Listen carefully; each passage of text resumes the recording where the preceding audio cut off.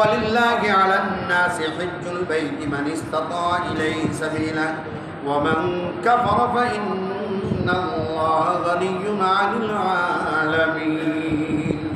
মক্কায় যাও, মদিনায় যাও, বিশেষ করে মক্কার কথা আল্লাহ বলেছেন ফিহি আয়াতুন বাইয়িনাত, এর মধ্যে স্পষ্ট নিদর্শন সমূহ রয়েছে। মাকাম ইব্রাহিম এবং ইব্রাহিম আলাইহিস সালামের ইবাদতের স্থানটাও আছে মাকাম ইব্রাহিম। ওয়া মান দাখালাহু কানা আমিনা, আর এর অবস্থা হলো যে এর মধ্যে ঢুকলো সেই নিরাপদ হয়ে গেল। সুবহানাল্লাহ বলেন। সেই বর্বর যুগে উঠছিল রাসূল সাল্লাল্লাহু আলাইহি ওয়াসাল্লামের যুগ থেকে, ইব্রাহিম আলাইহিস সালামের যুগ থেকে আজও পর্যন্ত আছে, কিয়ামত পর্যন্ত থাকবে। বাবার খুনিও যদি প্রবেশ করে কাবার চত্বরের ভেতরে, তাকেও কেউ কিছু বলে না। সুবহানাল্লাহ বলেন। ওয়া মান দাখালাহু কানা আমিনা, যেই প্রবেশ করলো এই চত্বরে সেই তার 100% নিরাপত্তা লাভ করবে। এটা ছিল, আছে এবং থাকবে ইনশাআল্লাহ।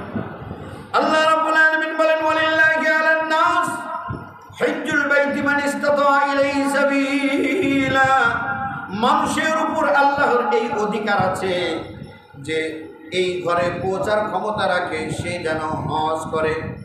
মান ইসতাতা ইলাইহি সাবিলা, যার এই ঘরে যাওয়ার পথ খরচ, টাকা কড়ি সব কিছু আছে, সে যেন অবশ্যই এই ঘরে হজ করতে আসে। ওয়া মান কাফারা, আর যে ব্যক্তি অস্বীকার করলো হজ করবো কেন, হজের কি দরকার আছে? আছেন এরকম লোক? এরকম লোক অনেক আছে। সিঙ্গাপুরে যাব, ভালো কথা। ইন্ডিয়া যাব, ভালো কথা। নানান জায়গায় ঘুরবো, আড্ডা মারবো, আমরা হজে কেন যাব? আল্লাহ বলে ওয়া মান কাফারা, তুমি হজে আসো নাই, আমার বিধান অস্বীকার করছো। মনে রেখো ফা ইন্নাল্লাহা গানিয়্যুন আনিল আলামিন, আমার বিধান যারা অস্বীকার করে তাদের জানা উচিত আল্লাহ এই দুনিয়ায় কারো মুখাপেক্ষী, কারো মুখাপেক্ষী নন। তিনি কারো মুখাপেক্ষী। আল্লাহুস সামাদ, আল্লাহুস সামাদ, আল্লাহ বেনিয়াজ, আল্লাহ কারো মুখাপেক্ষী নন। এটি হচ্ছে সূরা আলে ইমরানের 3 নম্বর সূরার 97 নম্বর আয়াত আমি বললাম।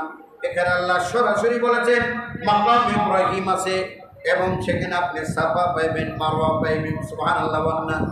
ইসমাঈল আলাইহিস সালামের ইতিহাস, মা হাজরার ইতিহাস, ইব্রাহিম আলাইহিস সালামের ইতিহাস, মুহাম্মদ সাল্লাল্লাহু আলাইহি ওয়াসাল্লামের ইতিহাস, তার বাবা তার মার বাড়ি, সব রকমের ইতিহাস এখানে সংরক্ষিত আছে। যেরকম পুণ্যবান ব্যক্তিদের এখানে ইতিহাস আছে, আবার পাপীদের ইতিহাসও জড়াইয়া আছে। আবু বকরের ইতিহাসও আছে, আবু জাহালের ইতিহাসও আছে। আমার নবীর বাড়ি কেউ দেখতে গেলে চোখ দিয়ে পানি বেরিয়ে যায়, যায় কিনা? আর এইখানে আমার নবী জন্মগ্রহণ করেছিলেন, এইখান থেকে কাবায় যাই তিনি রিক্তা চলাচল করতেন, এখান দিয়ে তিনি দৌড়াদৌড়ি ছোড়াছুড়ি করেছেন। এই ইতিহাস দেখলে নিজের ভেতর থেকে শ্রদ্ধা বোধ জাগ্রত হয়। আবার আবু জেহেলের বাড়িও আছে। আপনারা যারা যারা হজে গেছেন, উমরায় গেছেন, আবু জেহেলের বাড়ি দেখেন? আবু জেহেলের বাড়ি গেছেন নাকি? কারো বাড়ি যাও আর না যাও, আবু জেহেলের বাড়ি যেতেই, এর কোনো বিকল্প নাই। যারা হজ করেন নাই, উমরা করেন নাই, অন্য কোনো জায়গায় যান আর না যান, কিন্তু আবু জেহেলের বাড়ি আপনার যাইতেই হবে। ওখানে যাইতেই হবে, কারণ আল্লাহ ইউইজ্জু মান তাশা ওয়া তুযিল্লু মান তাশা, আল্লাহ যাকে চান ইজ্জত বাড়িয়ে দেন।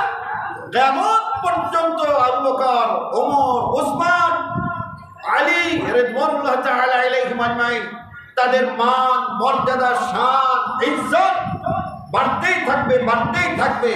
আর আল্লাহর বিরোধিতা যারা করছে, ইসলামের বিরোধিতা যারা করেছে, অতীতে যারা করছে, বর্তমানে যারা করছে, ভবিষ্যতে যারা করবে, তারা বেইজ্জতি হতেই থাকবে, হতেই থাকবে, হতেই থাকবে। আবু জেহেলের বাড়ি হচ্ছে টয়লেট, হাম্মাম। সারা বিশ্বের মানুষ ওইখানে যায়, বিশেষ করে বাংলাদেশি হাজিরা তো মানে চাপ না আসলেও যাই পারছে। বিদায় তো কইরা গাড়ি বক্সটা নিয়ে আসতেছে, তারপরে ভাই ব্যাগটা একটু ধরেন তো, একটু আহি তোকে একটু আগে না কেবল আইলেন, কয় হায়াত মৌতের কথা পাওয়া যায় না, আর কোনোদিন আসতে পারো কিনা আবু জাহেলের মাথা আর একটু ডাইলে দিয়ে আসে। আবেগ ঠিক আছে, অপমানিত করতে চায়, লাঞ্ছিত করতে চায়। ইন্না শানিআকা হুয়াল আবতার, আমার নবী নির্বংশ হয় নাই রে, তোরাই নির্বংশ হয়ে গেছিস। আমার নবীর দিন যাচ্ছে আর বাড়ছে, আর তোদের কপালে আছে অপমান, লাঞ্ছনা, অপদস্থ।